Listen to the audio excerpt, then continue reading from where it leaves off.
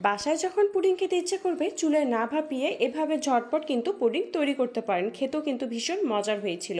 প্যানে দিয়ে দিচ্ছি 1 কাপ পানি আর 1 প্যাকেট স্ট্রবেরি জেলি পাউডার ভালো করে মিশিয়ে নিয়ে ঘন করে জাল করে নিয়েছি।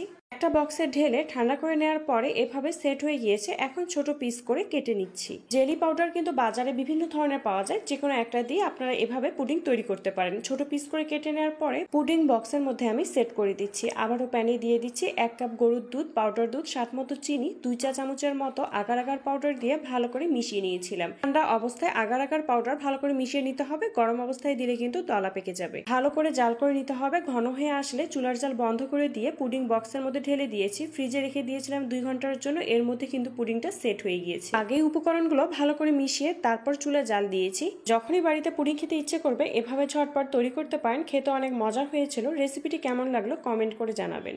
শ্যামাই দিয়ে অনেক মজাদার প্যানকেকের রেসিপি শেয়ার করছি। 1 কাপের মতো এখানে আমি নিয়েছি শ্যামাই আর দিয়ে দিচ্ছি একটা ডিম। ভালো করে মিশিয়ে নিয়ে গরম পানি দিয়ে দিচ্ছি 1/4 কাপের মতো 2 বার।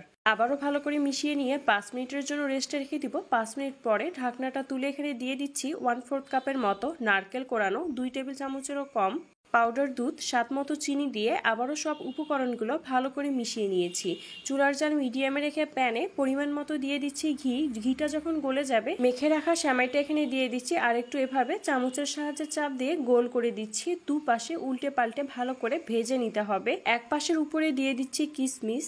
এই তো তৈরি হয়ে গেল অনেক মজাদার সেমাই দিয়ে তৈরি প্যানকেক। এই কেকটা তৈরি করা অনেক সহজ আর খেতে কিন্তু অনেক মজার। যারা মিষ্টি জিনিস খেতে পছন্দ করে তাদের কাছে আজকের এই রেসিপিটা কিন্তু অনেক ভালো লাগবে। বিকালের নাস্তায় বা বাসায় মেহমান আসলে ঝটপট এই রেসিপিটি তৈরি করে দিতে পারে। মিক্সিং বলে 2 টেবিল চামচ কর্নফ্লাওয়ার, 1/4 কাপের মতো ঘি দিয়ে পাতলা ব্যাটার তৈরি করেছি। ডো আমি আগে তৈরি করে রেখেছি। সেই ডো থেকে 5টা লেচি কেটে নিয়ে 5টা রুটি পাতলা করে বেলে নিয়েছি। এখন একটা রুটির উপরে মিশিয়ে রাখা মিশ্রণটা চারপাশে ছড়িয়ে দিয়ে হাত দিয়ে ভালো করে মিশিয়ে নিয়ে 4টা রুটি এভাবে সেট করে নিয়েছি। এখন ফোল্ড করে নিচ্ছি। ভিডিওটি পুরোটা দেখলে আপনারা বুঝতে পারবেন। তারপর পরোটার শেপ দিয়ে আবারও আমি বেলে নিয়েছি। এখন একটা কাটারের সাহায্যে লম্বা করে কেটে নেওয়া হয়েছে। এর উপরে আবারও মিশিয়ে রাখা মিশ্রণটা দিচ্ছি। সামান্য পরিমাণে ময়দা ছিটিয়ে নিয়ে আবারও হাত দিয়ে চারপাশে ভালো করে মিশিয়ে নিচ্ছি। এখন ফোল্ড করে নিচ্ছি। ফোল্ড করে নেওয়ার পরে শেষের অংশটা এইভাবে চাপ দিয়ে নিচ্ছি যেন ভাজার সময় খুলে না যায়। এখন আবার বেলে নিতে হবে। আমি ছোট করে বেলে নিয়েছি, আপনারা চাইলে বড় করেও কিন্তু বেলে নিতে পারেন। এখন একটা ছুরির সাহায্যে লেয়ার গুলো হালকা করে আমি কেটে দিচ্ছি। চুলার জাল মিডিয়ামে রেখে পরিমাণ মতো তেল দিয়ে উল্টে পাল্টে ভালো করে ভেজে নিতে হবে।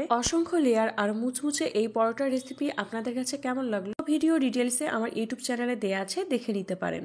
3টা মিডিয়াম সাইজের আলু সেদ্ধ করে গ্রেটার দিয়ে গ্রেট করে নিয়েছি। স্বাদ মতো লবণ, হলুদের গুঁড়া, শুকনো মরিচের গুঁড়া, জিরা ধনিয়ার গুঁড়া, কালো গোলমরিচের গুঁড়া, চাট মশলার গুঁড়া, চিলি ফ্লেক্স দিয়ে সব উপকরণগুলো ভালো করে মিশিয়ে নিয়েছিলাম। 2 কাপ ময়দা, সামান্য পরিমাণে লবণ, কালো জিরা দিয়ে মিশিয়ে নেওয়ার পরে পরিমাণ মতো পানি দিয়ে সফট একটা ডো তৈরি করে নিয়েছিলাম। এখন এই ডো থেকে ছোট ছোট করে লেচি কেটে নিচ্ছি। তার মধ্যে থেকে একটা লেচি একটু মথে নেওয়ার পরে ময়দা ছিটিয়ে রুটির মতো করে বেলে নিব। এখন ফোল্ড করে নিচ্ছি। আবারও ময়দা ছিটিয়ে দিয়ে চারকোনা শেপ দিয়ে বেলে নিব। রুটিটার মাঝখানে দিয়ে দিচ্ছি মেখে রাখা আলুর পুর। তারপর আবারও ফোল্ড করে নিচ্ছি। পানি দিয়ে সিল করে নিচ্ছি যেন ভাপিয়ে নেওয়ার সময় খুলে না যায়। চুলার জাল মিডিয়ামে রেখে প্যানে পরিমাণ মতো পানি দিয়ে একটা স্ট্যান্ড বসিয়ে দিয়েছি। তার উপরে একটা কাগজ দিয়ে তেল ব্রাশ করে সবগুলো দিয়ে দিচ্ছি। 15 মিনিটের মতো ভাপিয়ে নিব। এই তো তৈরি হয়ে গেল তেল ছাড়া অনেক মজাদার সকাল বিকাল নাস্তা রেসিপি।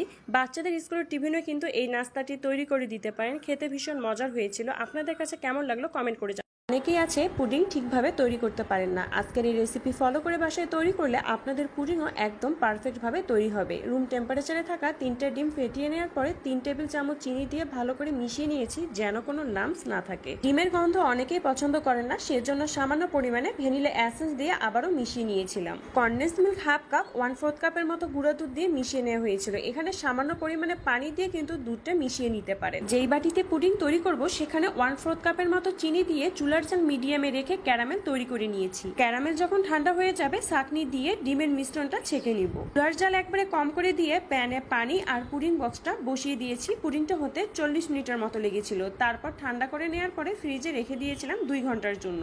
যখন ঠান্ডা হয়ে আসবে একটা প্লেটে পুডিংটা ঢেলে নিচ্ছি আর কেটে আপনাদেরকে দেখিয়ে দিচ্ছি। একদম পারফেক্ট ভাবে কিন্তু পুডিংটা তৈরি হয়েছিল আর খেতে তো ভীষণ মজার হয়েছিল। এই রেসিপি ফলো করে বাসায় তৈরি করলে আপনাদের পুডিংও একদম পারফেক্ট হবে।